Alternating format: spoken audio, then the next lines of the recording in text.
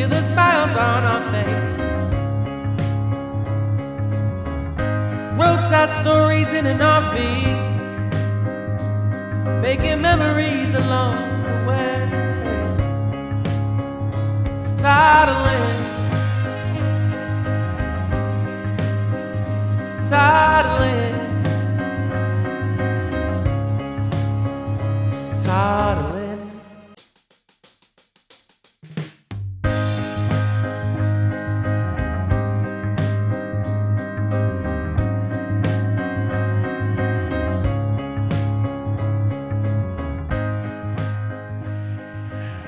Hello, friend, and welcome to Toddle In with Roadside Stories. I know that sounds confusing. It should be Roadside Stories with Toddle In. Today, I'm in the market for a new generator inverter for our Grand Design Reflection fifth wheel trailer. And I'm sure a lot of you remember Trailer Life magazine. How many of you have picked it up in the past and glanced through it and read some of the articles? And there used to be a great section in here about how to repair your RV. Well, YouTube and other sites online have made that a lot easier with some great displays on how to repair certain parts and certain aspects of your RV. Well, Trailer Life, by the way, this is the last issue. This one came out, I think the last issue is December 2020. And it has, I think, now become RV Life or RV something, but I haven't seen it on the newsstand where I pick up the occasional magazine. But in any event, they do their annual where the readers get a chance to cast your vote on such things as the best fifth wheel trailer, manufacturer, accessories and suppliers, service and travel category. There's a whole bunch of categories that as a reader you had an opportunity to vote on, and one of the categories that always stood out with me were the generators. So amongst all of the readers to Trailer Life magazine, they voted on what they thought was the best generator inverter for your RV. And so the gold went to Honda, silver went to Cummins, and the bronze went to Champion. And so we were in the market for a new generator for our trailer. We don't do much boondocking. Moonshocking is a favorite, but in any event, there are more occasions where we've had to look for additional power for the unit.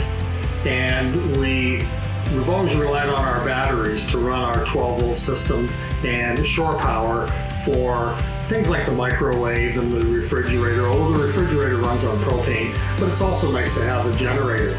So I looked at this and I know that Honda's a wonderful name, great product, wonderful quality, and you get many, many years if you service anything that Honda makes use out of it, whether it's their automotive division or whether it's their lawn and garden products or their power products. They just build a superior quality. Now, with superior quality comes a big price tag as well. So I went to Cloverdale Lawn and Garden in Cloverdale, which is part of Metro Vancouver, and they carry a great line of various power products, including Honda. And I went in there and I done a little bit of research, and we made up our mind that the Honda 3000 electric start was the generator for us. A little bit of weight, but easy enough that I could put into the back of the pickup.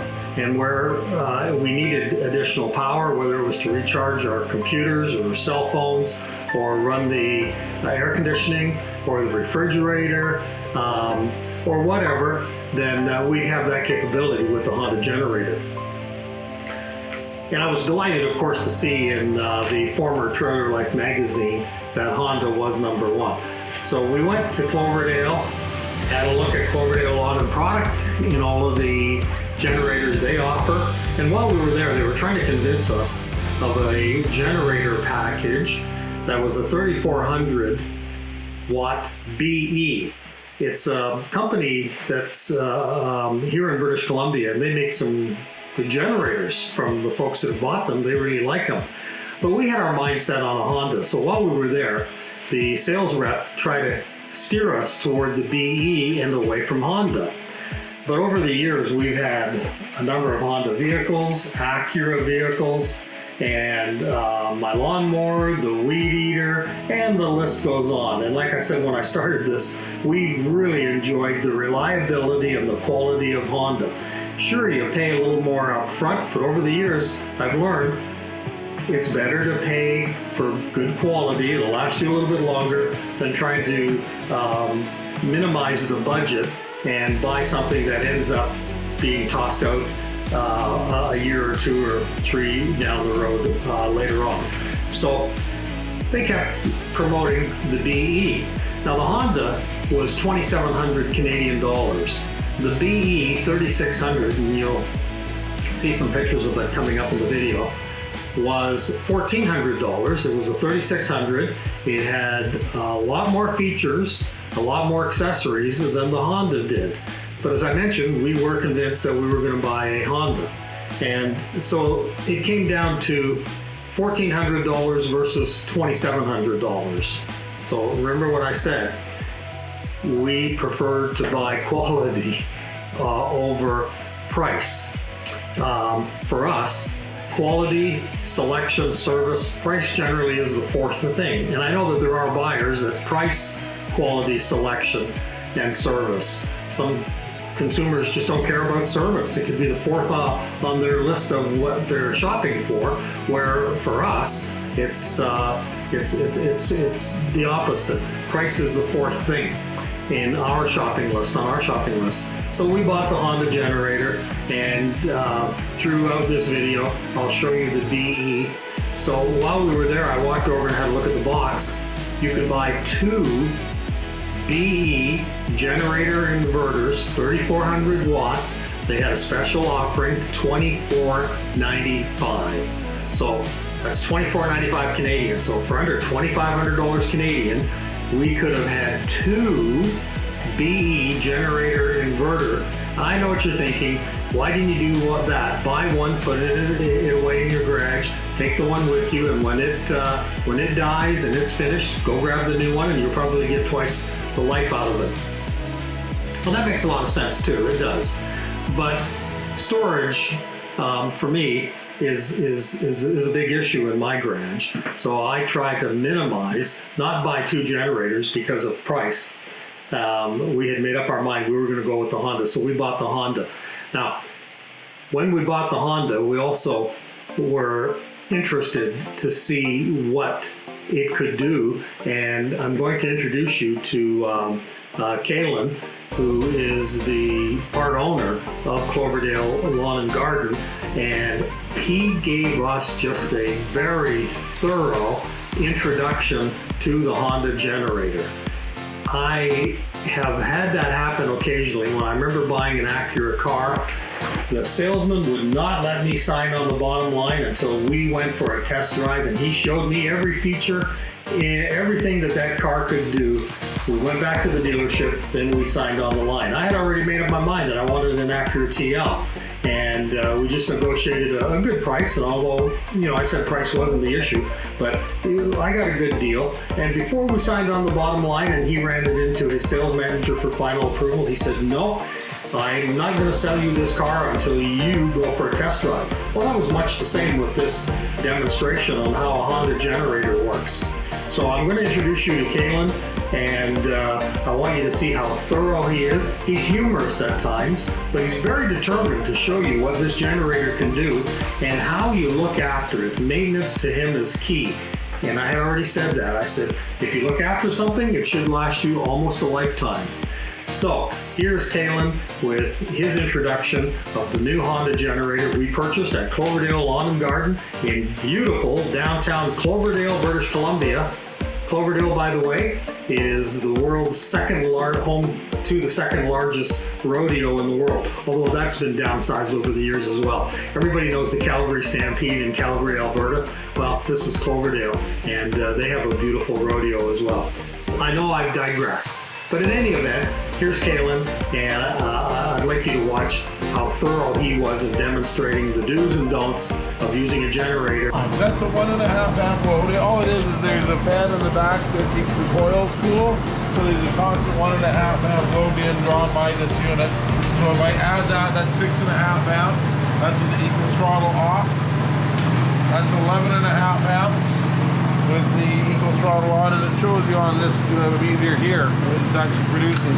There's 16.5 amps, and it's designed to do 23.3 amps. So there's 21.5 amps.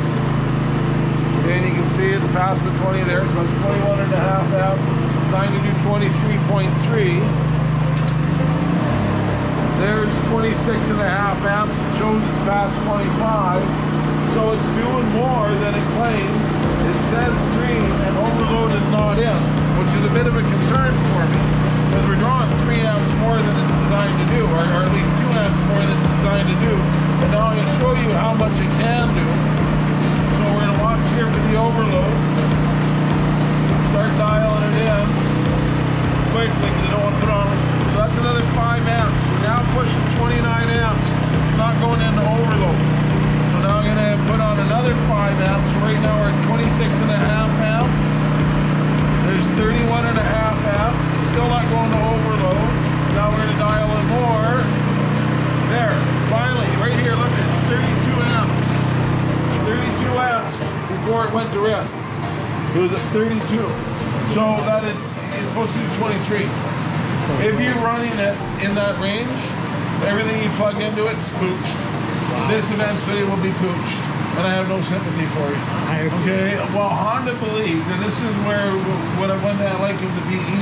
VE has a power meter right on it. It tells you the percentage of the power that you're using and what you have left. Honda just tells you when you've done too much, but truly it doesn't tell it to you soon enough. Okay, but there's no excuse for it. In Honda's eyes, my mom is supposed to know what she's plugging into this generator and how much power it's drawing. Because the CSA says everything that's ever been produced has to have a label on it. So if you know your watts, you divide it by 110, that's your amps. If you know your amps, times it by 110, that's your watts. It's Ohm's law. Right? And if you look at your curling iron or your toaster oven or anything, then something will tell you that information. And you're supposed to know that you're not exceeding the 23.3. I truly believe if you never exceed the 23.3, this is a lifetime inverter panel. But if you're pushing it up around 26, 27 amps, I have no sympathy for you. You bought the wrong generator, but I thought Honda should trip easier. That's what I think. Because you'll actually have it where it's going to trip, and you're going to smell personal electronics. You can smell okay? You can actually smell that thing got hot. Okay? I don't think they should let it get that hot. I have to also explain that against the VE because it seems to be a trend that all manufacturers are okay with. Equally, I can draw that same load out of that plug, which you're only supposed to be able to draw 20 amps out of. Okay, and I can take over 30 amps, and that breaker will not pop, but it'll finally go into overload. So what it means is the breakers, to me, are reduced down to, they're oh my god breakers, they call them. They're typically 2 wires of touch that should not have touched. The overload, dirty power, and stuff like that will be looked after by the computer. Okay. So right now, overload light's on, output indicator light is on. That means that this is dead. This produces right now absolutely no power. Okay, no matter what we do, it's dead. Nothing's going on. So, to reinvigorate the panel, to shut off the machine, give it 1 second, restart the machine.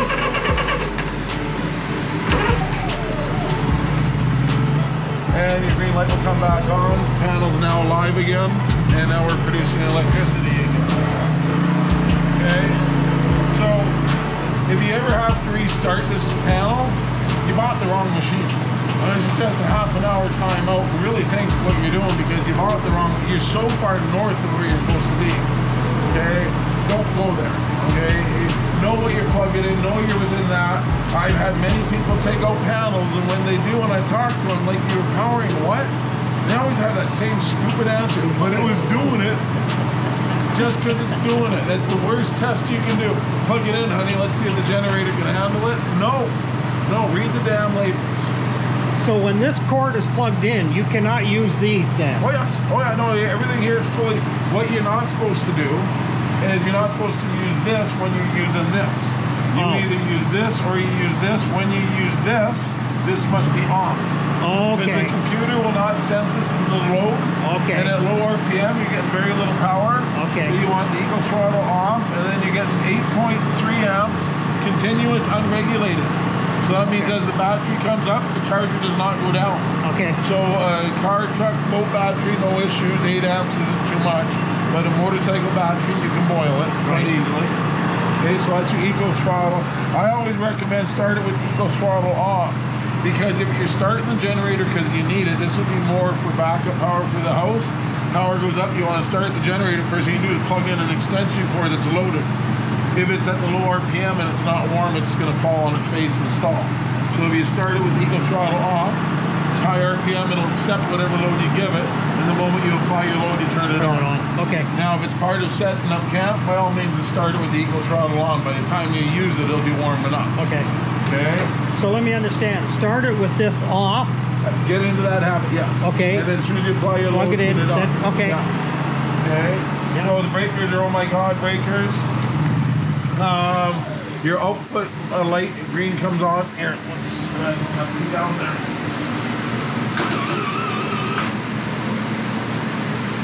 Okay. Your output light, the green light comes on.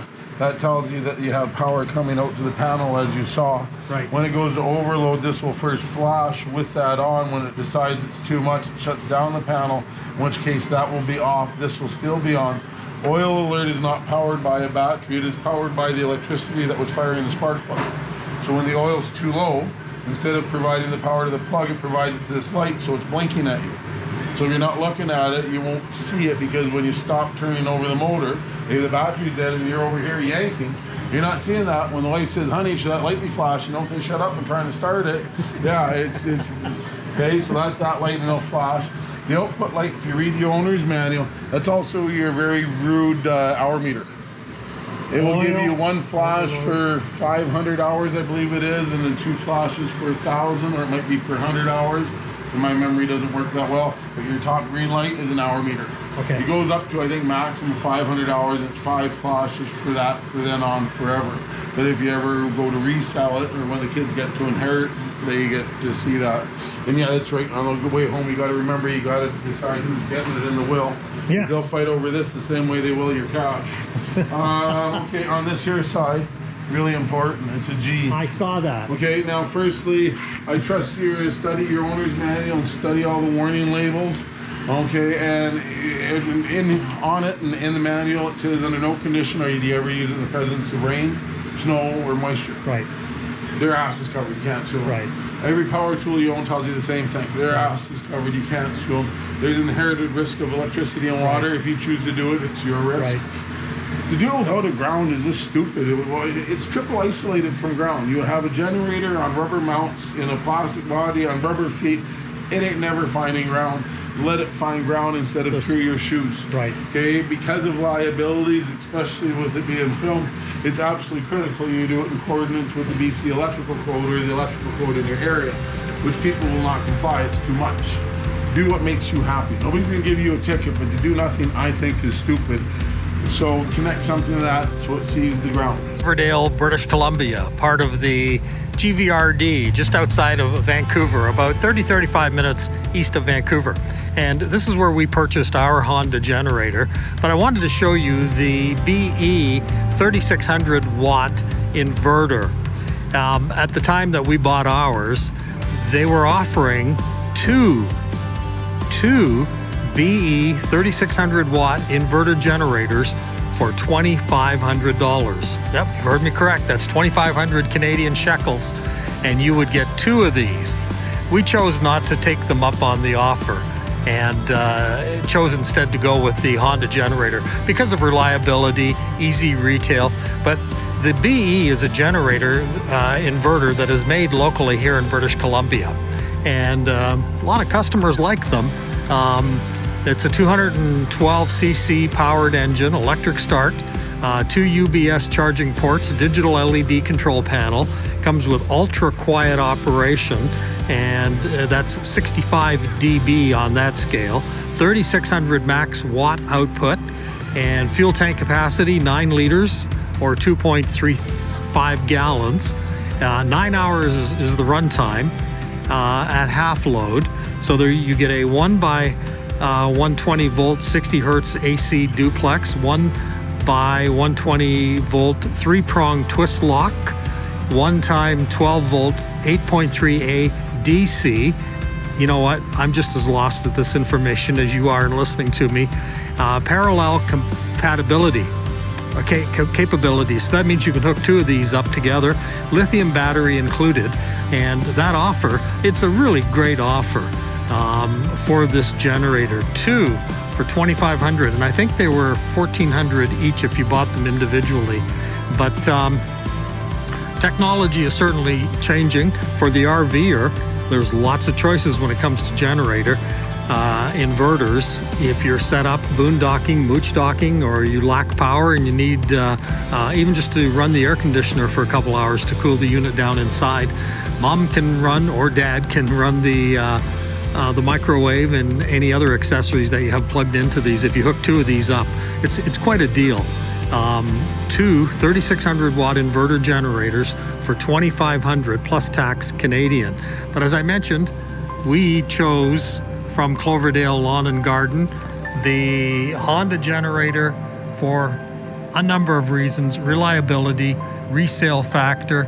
I've heard great things about the BE commercial inverter generators, but I didn't want to lug 2 around, and 3,600 watt is greater than the 3,000 Honda generator that we bought, inverter generator.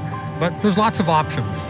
So I wanted to show you these again, and there's a number of other reasons and factors that we chose the Honda, but yeah, you know, life, money doesn't buy happiness, but money buys choices, and there's lots of choices when it comes to power equipment for your RV.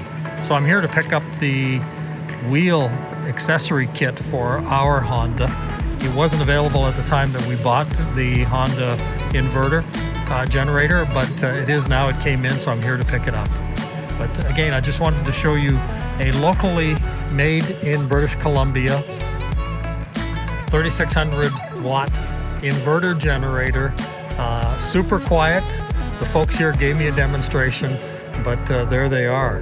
And like I say, they're made in British Columbia. They've got a link on Facebook, Instagram, and I think also a YouTube channel on these as well for you. There's the kit that I came by Cloverdale Lawn and Garden Equipment to pick up this morning. It just is going to make transporting the Honda 3000 inverter generator a lot much easier around the fifth wheel trailer, around the campsite, or wherever we happen to be parked. And it wasn't available. They didn't have them in stock at the time that I bought the inverter generator, but it came in, and I am going to put that on there. They tell me in 20-25 minutes. It's an easy installation. There's a top with extendable handles. That's a picture of the handles that pull out, and then those handles sink right back into this section here, and they're out of your way. And then the base with the wheels. So it should be an easy installation, and I'm looking forward to getting it put together. And the thing that I really like the most, it is genuine Honda 2-wheel kit for the EU 3000 watt inverter.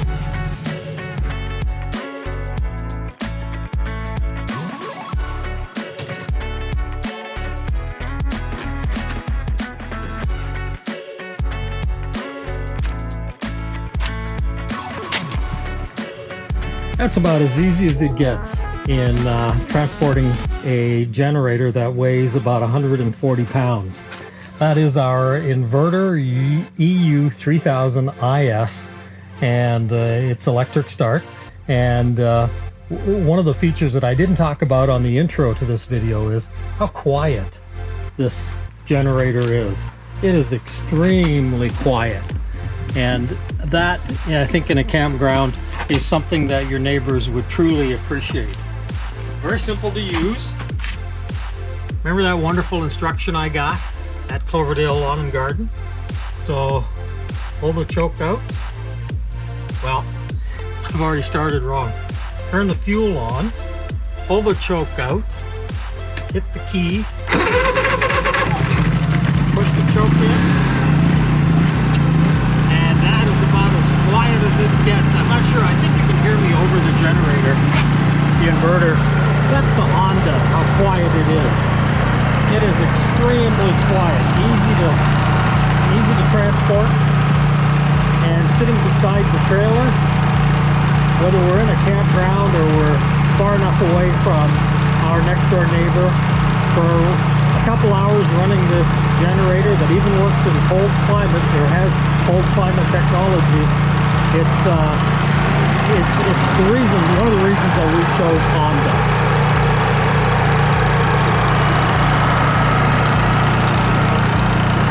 So, one of the other things that was mentioned, when you shut it off, turn the fuel off, let it run without fuel. There's the on and off button. Eco throttle is on. You can hear the generator power down. Off. Fires right back up to a full RPM. And there's where we got it from. Cloverdale Lawn and Garden Equipment. It says Surrey, British Columbia, but it's actually in the community of Cloverdale, which is part of the Metro Vancouver area. And then all we do is we turn it on. So as I mentioned, one of the reasons that we chose the Honda was quality. Quality and then reliability. I guess quality and reliability go hand in hand. And then resale value. Say in 5 or 6 or 7 years we decide to sell that, we'll probably get a bit of a premium because it is a Honda and it's got that Honda label on it. But with so many generator inverters on the market, which one do you choose? You know, budget sometimes is a big factor, but for us, because we've had so many different Honda products over the years, we decided to stay with Honda, and I'm so glad that we did. It'll fit nicely into the back of our truck, and wherever we set up, if we need additional power to make our camping experience that much more enjoyable, then this Honda generator inverter will provide all of that. But do your homework. Make sure that you have a look at the various generator inverters that are out there. There's a lot of good ones out there, no question about it, but we're brand name loyal to Honda, and as I mentioned, we're extremely happy that we did. So until next time, friend, thank you for joining me on this episode of Toddle In, and hopefully we'll have some more roadside stories for you coming up. And now that COVID seems to be under control and the borders are opening up slowly, U.S. visitors are welcomed into Canada, but yet the U.S. borders at this particular time remain closed to Canadian visitors. So that means we'll just explore Western Canada, Central Canada, the beautiful province of Ontario and Quebec, and we also hope to make it to the very east side of this beautiful country of Canada, to Nova Scotia, Newfoundland, Labrador, and do some exploring and come up with some roadside stories that way. Until next time, thank you for joining me. I trust you'll give this video a big thumbs up, and if you haven't yet, consider subscribing to Toddle In with Roadside Stories. Come along for an adventure. Feel the smiles on our faces. Roadside stories in an RV, making memories along